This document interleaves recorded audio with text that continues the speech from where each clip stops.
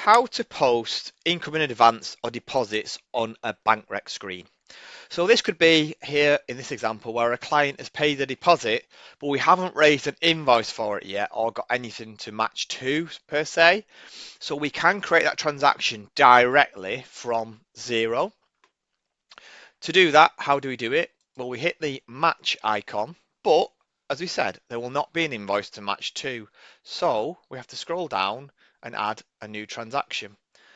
Is it received or spent? In this example, it is received.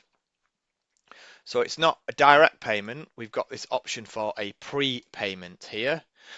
This then knows that it's posted against this client and we can use this payment against future invoices. Obviously, we can pop an invoice number in there if we're then going to create an invoice from this later on, or indeed a reference. So we might put deposit in there or a job. And then if this is a receipt of income, this will generally be income in advance here.